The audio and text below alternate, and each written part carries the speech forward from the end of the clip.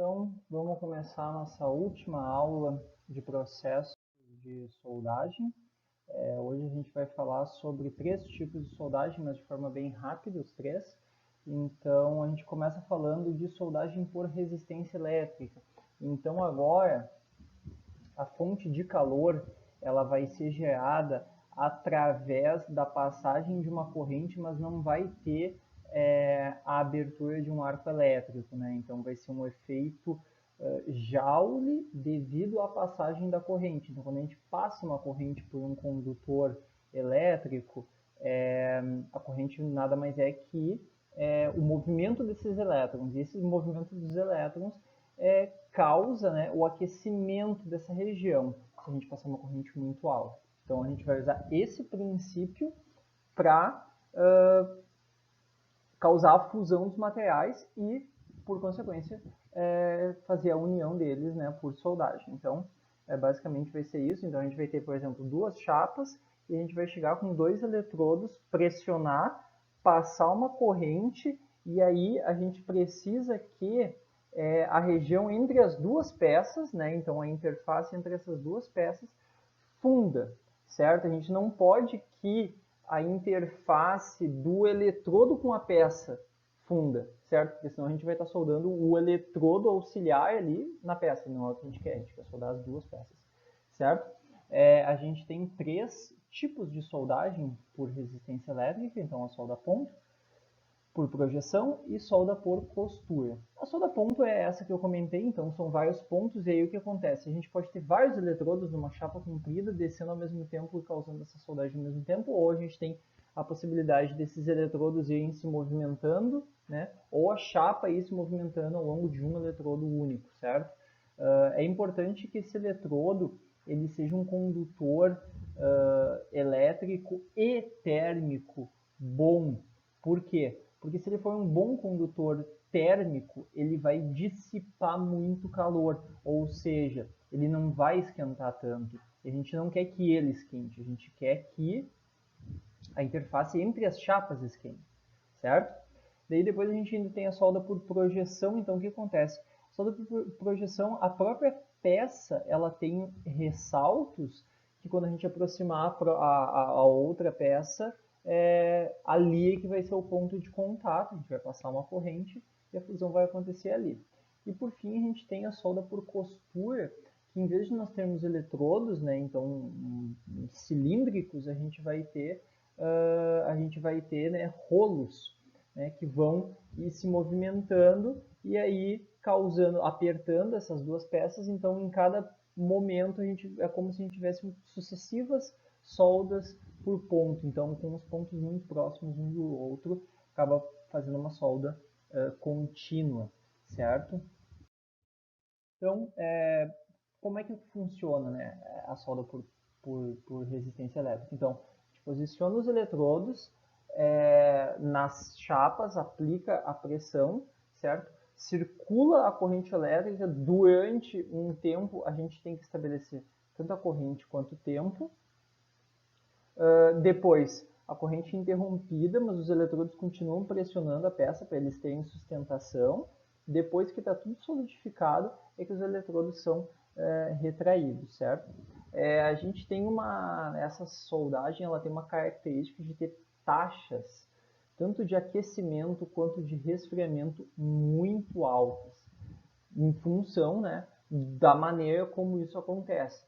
Então, a gente não tem nada de corrente e em um determinado ponto a gente aplica toda a corrente que queremos, então o negócio esquenta muito rápido. Depois, logo em seguida, né, pouquíssimo tempo depois, 1 segundo, 2, 3, a gente libera essa corrente e aí, como a chapa, normalmente as chapas são grandes, a gente tem uma extração de calor da própria chapa muito grande naquela pequena região soldada. Então, a gente tem essa característica. Mas a zona soldada, ela é composta por todas as partes, região fundida e depois zona termicamente afetada e o metal base. O que a gente consegue soldar com essa técnica? Enfim, grande parte dos aços, até aços galvanizados, né, zincados, cobre, níquel, alumínio. Então, é uma gama bastante grande. Na verdade, varia muito mais com a aplicação do que com o próprio material. Na prática, a gente usa isso muito na soldagem de chapas, muito, muito. Chapas finas são muito bem soldadas por essa técnica, né? Então se destaca a indústria automobilística, né? Então, porque os carros em geral eles possuem muitas partes, né, com chapas longas e finas e que precisam ser unidas. Então, acaba sendo muito usada essa técnica. Antigamente, hoje em dia já tem muitos tanques de combustível que não são mais metálicos, mas quando eles eram metálicos, o tanque de combustível ele é soldado por costura, né? Então que conferia aí uma estanqueidade muito boa, né? Então não vazava o combustível dos tanques de gasolina. Então como é que funciona? A gente tem aí a energia de fusão e a densidade de corrente, e aí depois a gente ainda tem mais um outro quesito que eu acho que é o mais importante ainda, é o efeito da pressão no aquecimento, a força dos eletrodos. Né? Então a gente tem que acabar conversando com todos eles ao mesmo tempo pelo seguinte, o que acontece? Quando nós passamos uma corrente, quanto mais corrente nós passarmos, a tendência é que esquente mais. Só que esse efeito Joule, esse efeito térmico, ele é causado pela dificuldade da corrente passar, certo? E essa dificuldade, ela acontece em função do quê? No contato das peças, o contato não é perfeito, então as peças têm rugosidade, então quando a gente aproxima elas, a gente tem picos e vales se encostando, certo? Mas esse contato não é perfeito. Então a gente tem uma dificuldade da passagem dessa corrente, e isso é que causa o aquecimento. Então, se nós aumentarmos a força de aperto dessas peças, o que vai acontecer? A gente vai ter um contato melhor, a corrente vai passar de forma mais fluida, esquentando menos. Então, a gente não pode falar simplesmente que aumentar a intensidade de corrente vai aumentar a taxa de fusão. Por quê? Porque depende da pressão. Então, quando a gente aumenta a pressão, a gente melhora o contato e a gente diminui o efeito térmico. Então, se a gente aumentar a pressão, a gente também tem que aumentar a intensidade de corrente.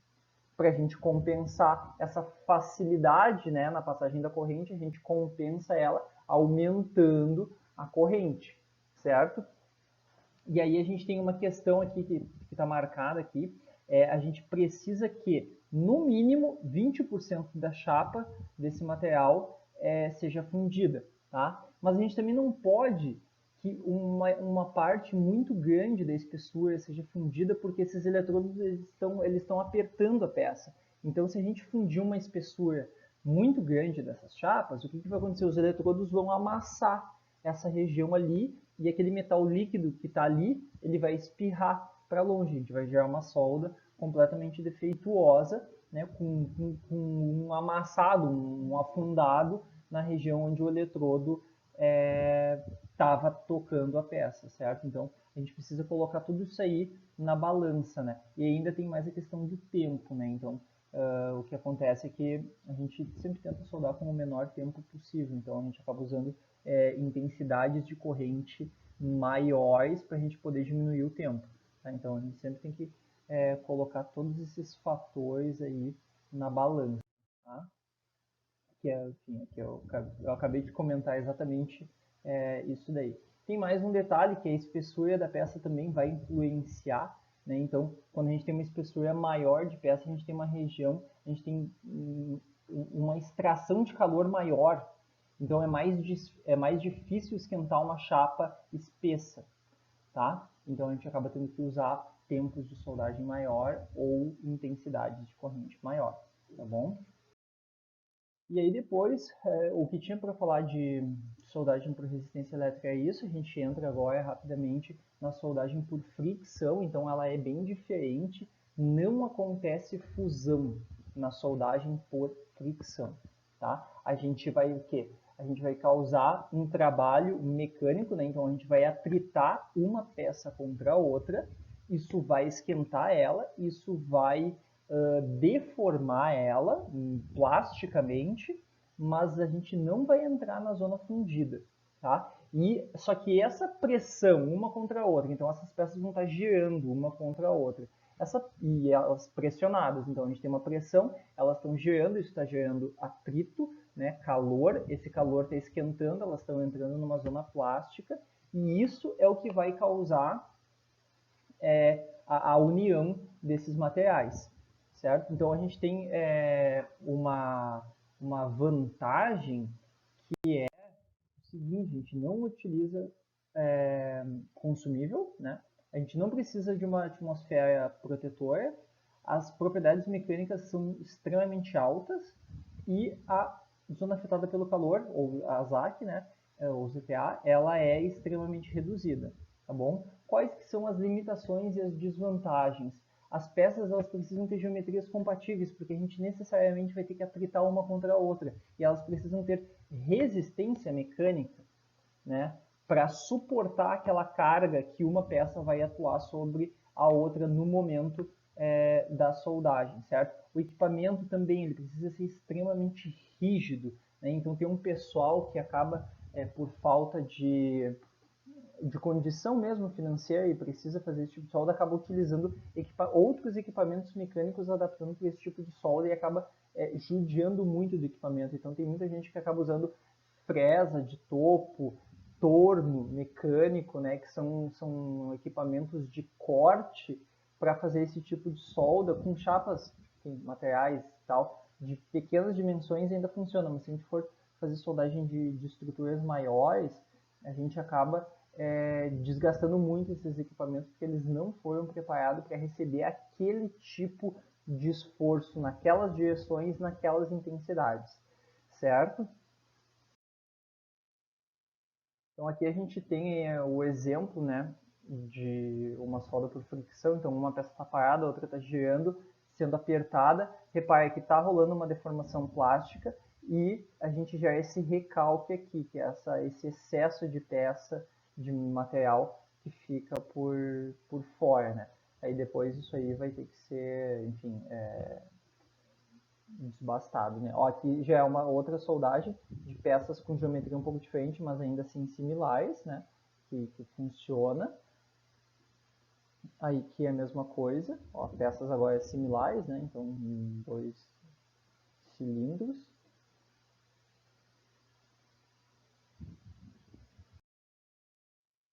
E aqui a gente tem uma outra soldagem linear, né? Então, o movimento ele não é mais rotacional, ele é de vai e vem, né? Então, para soldar aí chapas, duas chapas. Né? Então, aqui tem slow motion, a gente consegue perceber os pontos onde vai se iniciando, né, o contato e a gente consegue observar até a deformação plástica, ó, nesses primeiros momentos. E ele segue esquentando até que toda a chapa ela é deformada plástica. Essa região aí é um recalque que está vindo para frente, né, da câmera. Né? Então ali na lateral a gente consegue ver o recalque ali, se mexendo, né, a parte. E aí daqui a pouco ela para e conclui a soldagem, né? Então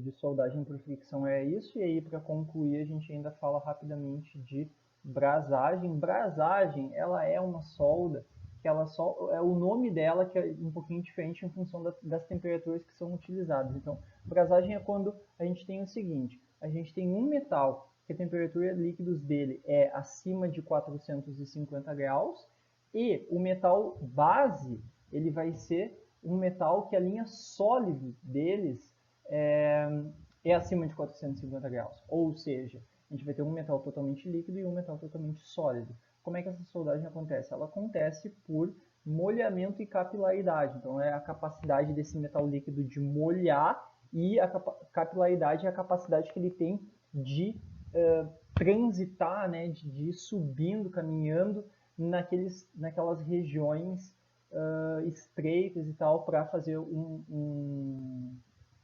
preenchimento completo, certo? Uma solda, assim, e aí acaba que a abrasagem e a solda branda, elas acabam se confundindo porque elas são a mesma coisa, só que na solda branda a gente trabalha com uma temperatura líquidos abaixo de 450 graus. Então aquela solda estanho que o pessoal usa para consertar fone de ouvido, consertar equipamento de computador e tal, né?